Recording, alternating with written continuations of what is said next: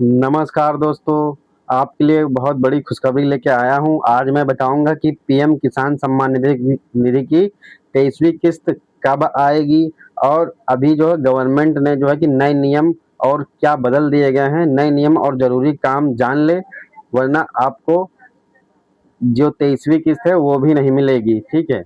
अगर आपकी 22वीं किस्त नहीं आई है तो मुझे कमेंट करें कि मेरी 22वीं किस्त नहीं है, तो मैं आपको सॉल्यूशन बताऊँगा कि आपको क्या करना है, ठीक है?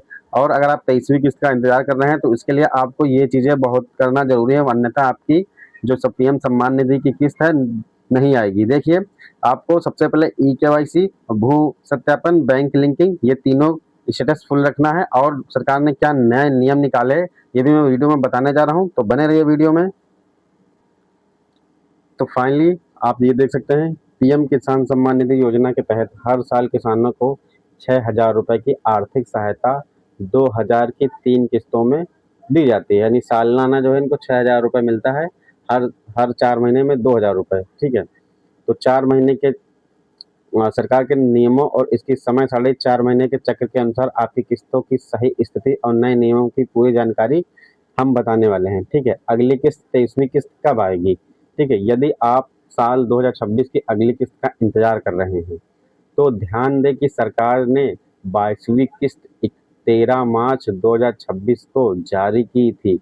योजना के नियमानुसार हर 4 महीने की किस्त आती है, जिसके आधार पर 23वीं किस्त जून से जुलाई 2026 के बीच आने की पूरी उम्मीद है, ठीक है? यानी जून से जुलाई के बीच, यानी इसी अगले महीने में आने की पूरी उम्मीद है।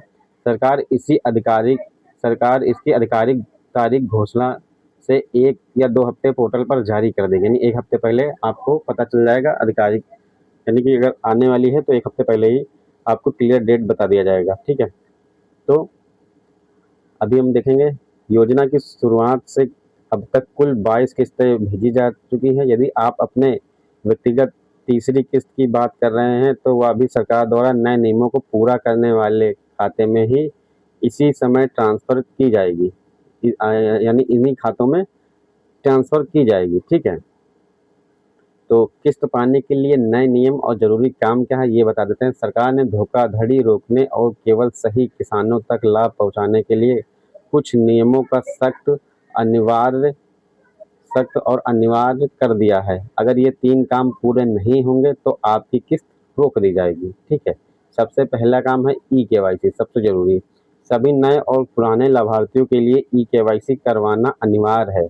इसे 3 तरीके से कर सकते हैं, ठीक है? ई-केवाईसी 3 तरीके से कर सकते हैं। कैसे कर सकते हैं?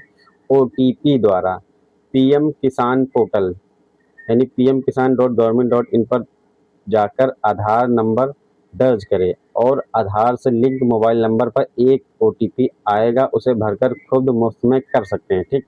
एक तो साइट से ही आप कर सकते हैं, ठीक है? दूसरा बायोमेट्रिक द्वारा, पास के किसी भी सामान्य जन सेवा केंद्र यानी सीएससी पर जाकर अंगूठे का निशान फिंगरप्रिंट लगाकर करवाएं, ठीक है? ये भी आप करा सकते हैं, जन सेवा केंद्र से भी करा सकते हैं, ठीक है? फेस ऑथेंटिकेशन, पीएम किसान मोबाइल ऐप डाउनलोड करके अपना चेहरा स्कैन करके भी घर बैठे ई-केवाईसी कर सकते हैं। यानी इसमें मैंने तीनों जो चीज़ें हैं वो मैंने बता दी कि आप तो साइट पे जाके अपना आधार नंबर और ओटीपी डालकर आप कर सकते हैं। दूसरा, आप जनसेवा केंद्र से अंगूठे के माध्यम से करा सकते हैं। तीसरा, आपका चेहरा दिखाकर, हो सकता है बहुत से लोग के अंगूठा नहीं आते हैं, ठीक है? तो आप तीसरा फेस ऑथेंटिकेशन यानी चेहरा दिखाकर भी आप करा सकते हैं। इसके लिए आपको पीएम किसान मोबाइल ऐप डाउनलोड करना है, ठीक है? और भू सत्यापन, देखिए, आपकी खेती की ज़मीन का सरकारी दस्तावेज खेतौनी भूलेख से मिलान होना ज़रूरी है। यदि आपके स्टेटस में लैंड सीडिंग नो दिख रहा है तो तुरंत अपने स्थानीय लेखपाल या पटवारी से मिलकर अपने भूमि रिकॉर्ड को पीएम किसान पोर्टल पर दर्ज करवाएं, ठीक है? यानी अगर आपका लैंड सीडिंग नहीं है तो आप अपनी खेती की ज़मीन का सरकारी दस्तावेज जैसे खेतौनी होगी, भूलेख होगा, उससे मिलान कराएं। और ज़रूरी, यदि आपके स्टेटस में लैंड सीडिंग नो दिख रहा है, अगर आप status PM Samman Nidhi portal पर जाकर अगर स्टेटस चेक कर रहे हैं, अगर उसमें नो दिख रहा है तो तुरंत अपने स्थानीय लेखपाल या पटवारी से मिलकर अपने भूमि रिकॉर्ड को पीएम किसान पोर्टल पर दर्ज करवाएं। जैसे कि आप फार्मर रजिस्ट्री करा रहे हैं या आपको यहाँ इस पे इसका जो है खतौनी का डाटा आपको नहीं मिल रहा है पीएम सम्मान निधि में, तो आप अपने क्षेत्र के लेखपाल या पटवारी से संपर्क करके इन्हें बताएं, तो वो आपका काम कर देंगे। आधार, बैंक लिंकिंग और डीबीटी इनेबल्ड खाता। अब पैसा सीधे बैंक अकाउंट नंबर से नहीं बल्कि आधार के जरिए डायरेक्ट बेनिफिट ट्रांसफर मोड से भेजा जाता है। इसके लिए आपका आधार कार्ड आपके चालू बैंक खाते से लिंक होना चाहिए। ठीक है, आपका आधार कार्ड आपके बैंक खाते से लिंक होना चाहिए। बैंक खाते में NPCI national payment corporation of India में पर एक्टिव होना चाहिए, ताकि सरकारी पैसा बिना किसी रुकावट के सीधे खाते में आ सके। ठीक है, पहला तो आपका जो आधार है वो आपका आधार से लिंक होना चाहिए, और दूसरी बात उसमें डीबीटी इनेबल्ड होना चाहिए। ठीक है, ठीक है। अब चलते हैं, तीसरा क्या है, अपना स्टेटस कैसे चेक करें। आपके खाते में सब कुछ सही है या नहीं है, यह जानने के लिए इन स्टेप को फॉलो करें। पीएम किसान की आधिकारिक वेबसाइट pm kisan.government.in पर जाएं। होम पेज पर फिर पहुंचेंगे, दूसरा नंबर, फिर फॉर्मर कॉर्नर के अंदर नाउ योर स्टेटस पर क्लिक करें। अब क्या है, अपना रजिस्ट्रेशन नंबर दर्ज करें।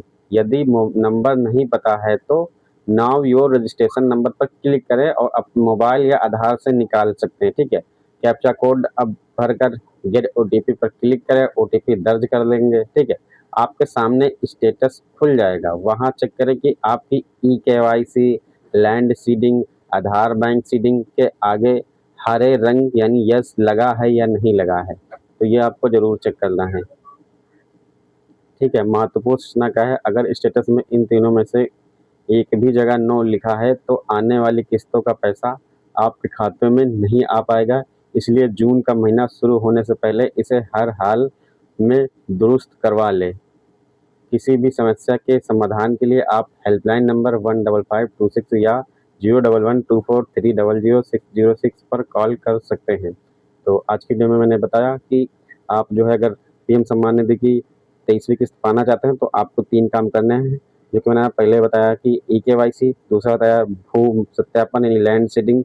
ठीक है, और तीसरा आपका आधार लिंक होना चाहिए आपके बैंक से। तो अगर इन तीनों चीज़ों का आप ख्याल में रखते हुए अगर आप करते हैं तो आपकी 23वीं किस्त आएगी, और ये किस्त कब आएगी, आपके जून से जुलाई के बीच आएगी। यानी कि जून के हो सकता है लास्ट तक आएगा, जैसे ही आएगा मैं आपको अपडेट दे दूंगा। ठीक है, और इससे रिलेटेड अगर आपका कोई भी 22वीं किस्त नहीं आई है तो आप मुझे कमेंट करिएगा, मैं आपको बता दूंगा कि किस वजह से नहीं आई है। ठीक है, तो आशा करते हैं वीडियो आपको अच्छा ही लगा होगा। तो इससे रिलेटेड आप कोई भी जानकारी हमसे पूछ सकते हैं। ठीक है, तो मिलते हैं हम आपसे अगली वीडियो में। वीडियो कैसी लगी, अच्छी लगी हो तो लाइक एंड सब्सक्राइब कर दीजिएगा।